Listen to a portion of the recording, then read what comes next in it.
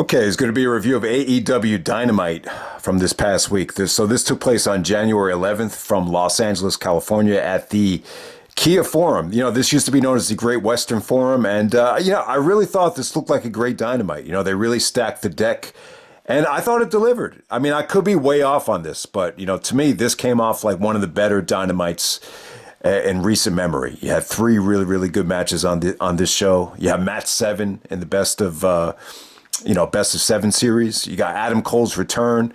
Some other really, really good promos on this show. But we start off with Hangman Adam Page taking on Jon Moxley.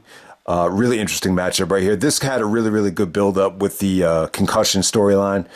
And, pretty much ended with Moxley experiencing his own concussion symptoms. But, really interesting matchup right here. These two guys pretty much held, with the exception of Punk for a couple days, they pretty much held the AEW championship throughout the whole year of 2022. So it's almost like the battle of the two former champions.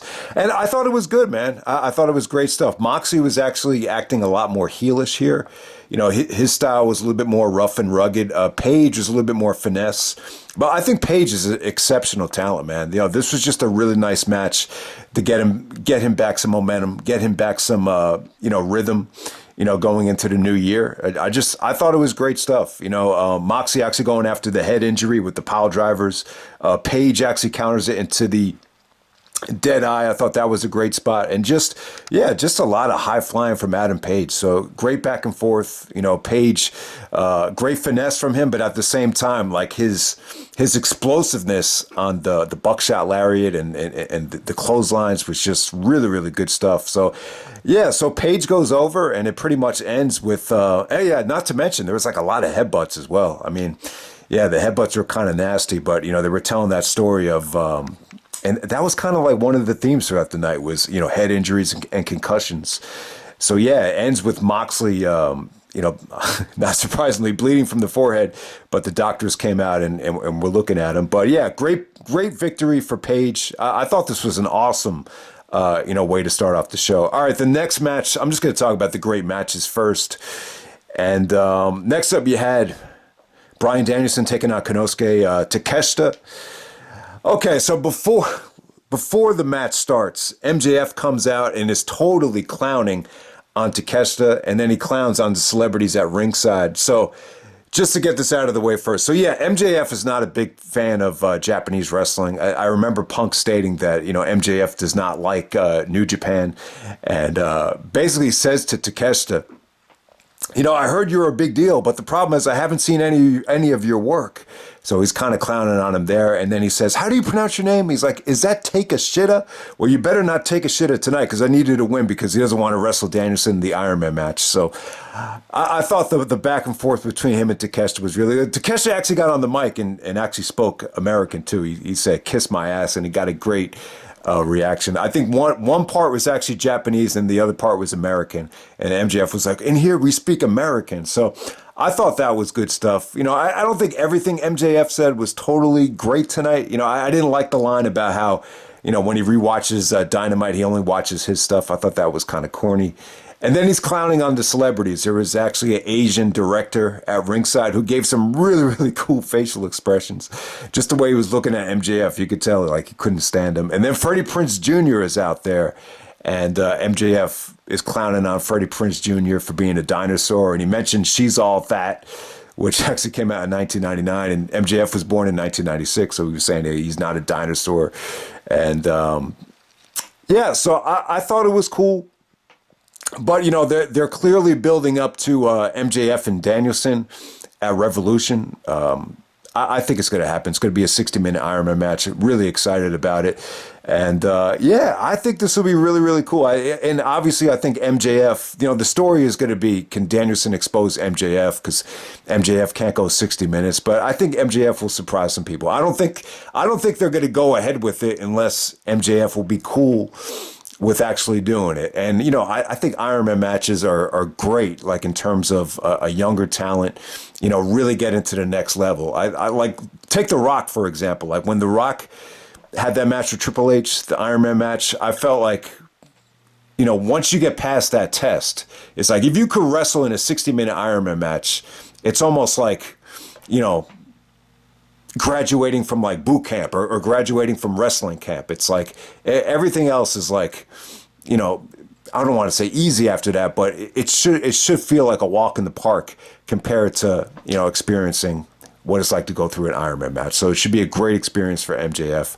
But yeah, and then we finally get down to it. We got Bryan Danielson taking on Takeshita.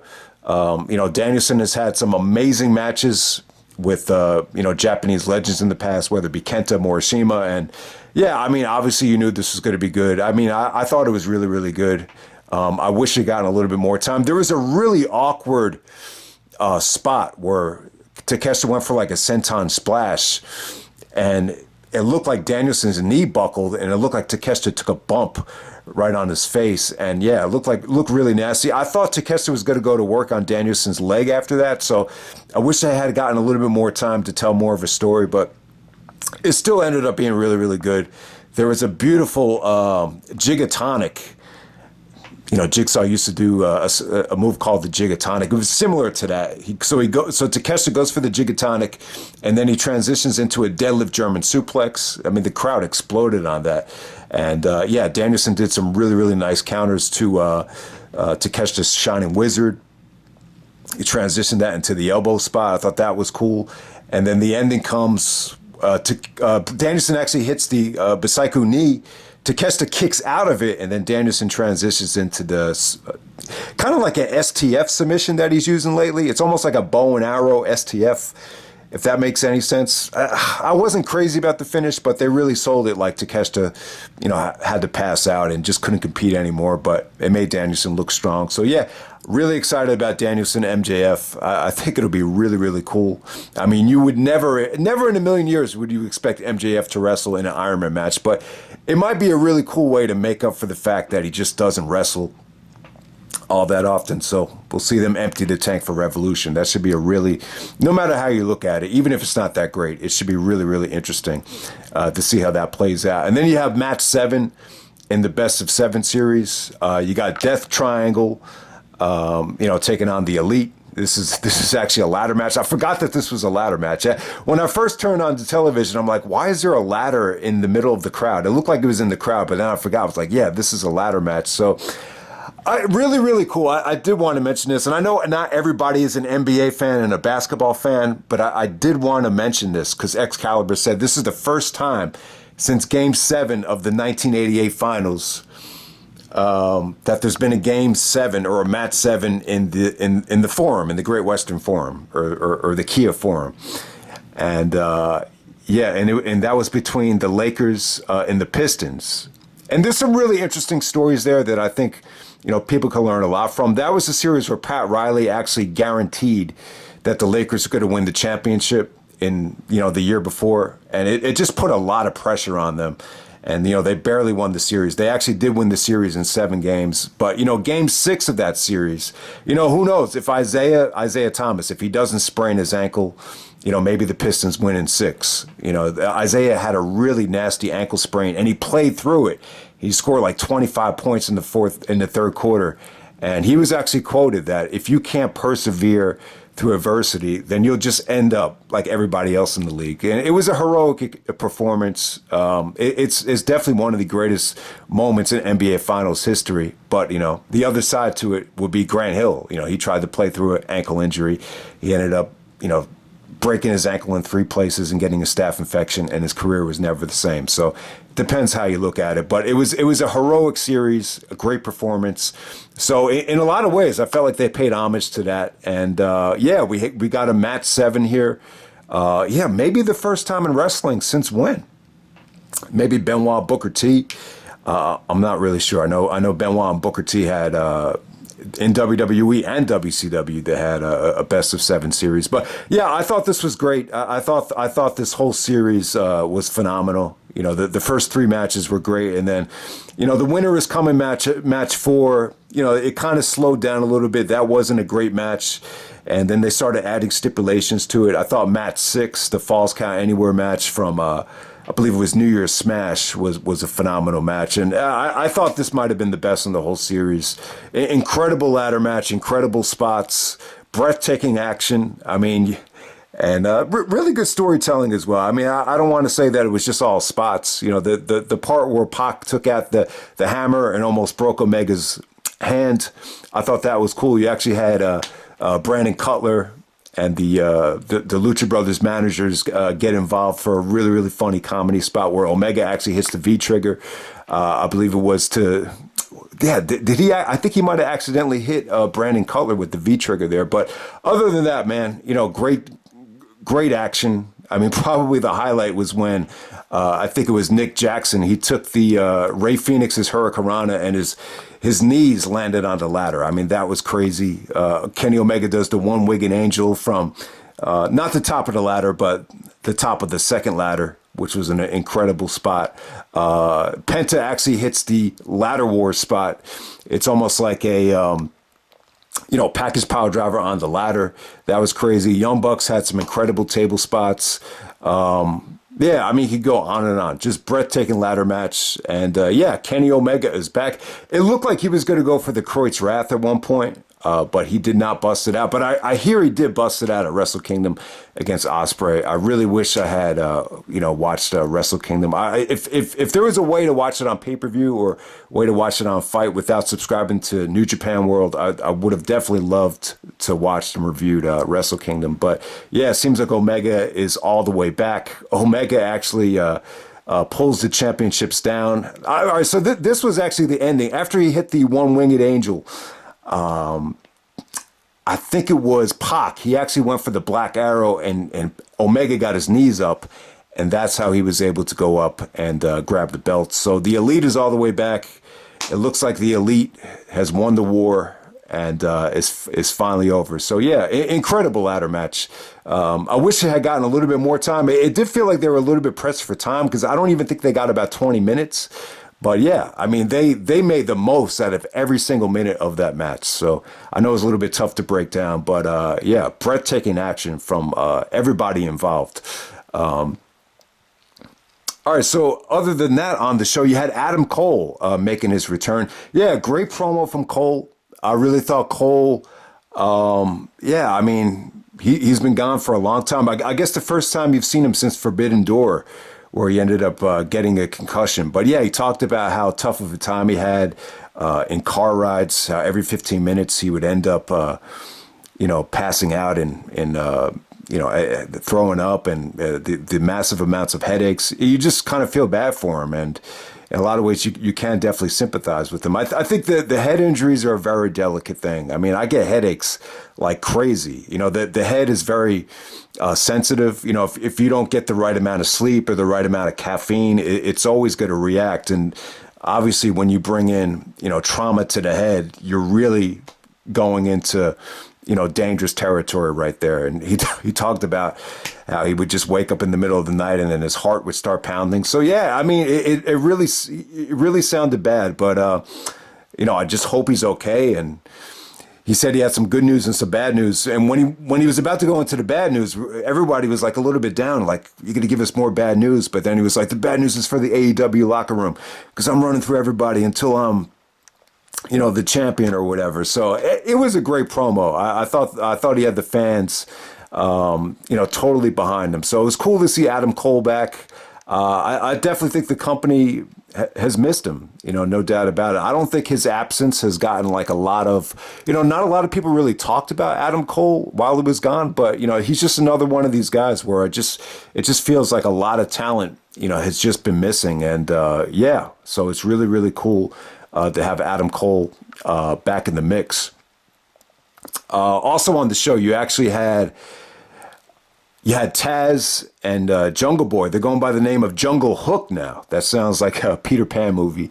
And they actually took on Big Bill Morrissey, William Morrissey, and Lee Moriarty. I thought it was cool. I was a little bit disappointed in how they used Moriarty here. He didn't get a lot of offense in.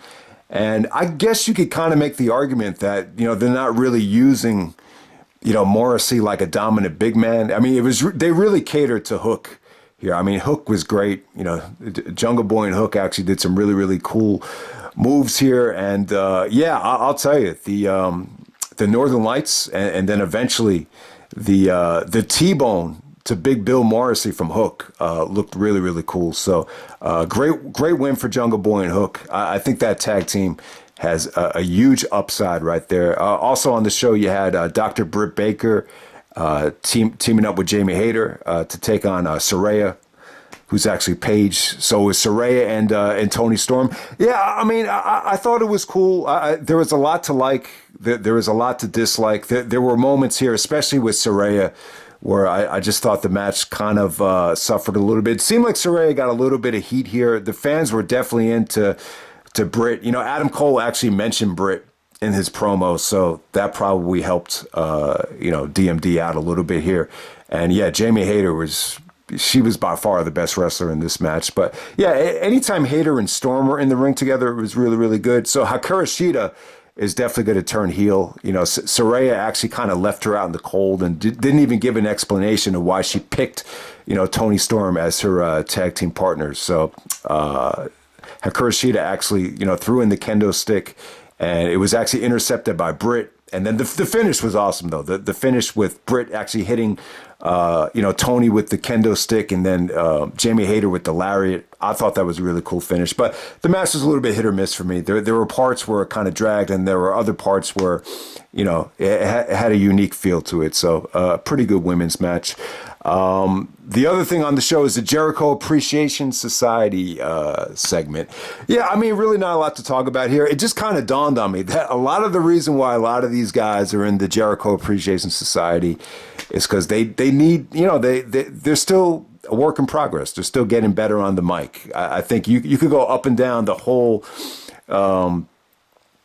stable right here. I think a lot of people, need to get better on the mic, but that's what Jericho does. He tries to help a lot of wrestlers out, and but yeah, Ricky Starks and what's his name, Action Andretti came out. Andretti was okay. Like, he seems like he's pretty comfortable. They were clowning on they were doing the Stephanie McMahon Jericho stuff, where kind of clowning on Ty Conti for being a slut. So you saw back and forth with Action and Garcia and Sammy. It wasn't great stuff, but I really felt like Ricky Starks carried the promo. He went toe-to-toe with Jake Hager to set up the Jake Hager match the next week on Dynamite, and he was making fun of Jake Hager's lisp and how he's not living up to his potential because he used to be a collegiate athlete. I thought it was good stuff. I thought Ricky is really comfortable on the mic, and I thought he delivered there. So definitely great stuff. And yeah, not to mention, Jericho was, he mentioned PWG Battle of Los Angeles. So, yeah, Jericho's like the king of the indies, man. He main evented Final Battle, and just, in the same month almost, he was able to show up at Battle of Los Angeles in PWG. So, I actually looked at the card. It looked like he was in the, the 10-man tag right before the finals. So really cool that PWG is still running shows. I didn't realize it, so I looked it up. So PWG actually ran a show in November. It was a tribute to a fan. The show had kind of a weird name. It's like Timber or Tin, something like that. I'm getting the name wrong, but yeah. The weird thing about it, though, I keep up with PWG at High Spots. So High Spots has just been dead since PWG 19 came out. So maybe there's a chance that PWG is just going to sell directly from the website. But either way, you had the Battle of Los Angeles, had a hell of a lineup. I don't want to spoil it, but yeah, it looked like some of the women were involved in the tournament as well. Jordan Grace and... God, the girl that Jordan actually, Masha Slamovich. So it seemed like some of the women were actually involved in the tournament as well. It looked like a good tournament, but we'll see. Who knows when it's going to come out on DVD or if it's going to be available to stream at High Spot. So yeah, it's cool that Jericho made the surprise appearance in PWG. Yeah, just to wrap things up. Yeah, it looks like the Saudi Arabia sale is not going to go through for WWE. I mean, obviously, I think it made the most sense for Vince from a financial standpoint, but obviously he's probably going to kill the business if that had happened, because obviously Peacock NBC and Fox, they're not going to broadcast shows in Saudi Arabia. So hoping the Saudi Arabia stuff does not happen. It looks like the sale won't officially go through until, mid-year. But then you hear rumors that Tony Khan might be interested in the situation where it might be a merge, both companies merging. I'm just not in favor of that. I just hope that Triple H and Stephanie find the way to just, take it over somehow, some way. I don't know. I just feel like Tony Khan should just focus on AEW. I think, the fact that he acquired Ring of Honor, makes it feel like a lot. And I don't know. It just feels a little bit overwhelming if he would acquire the WWE.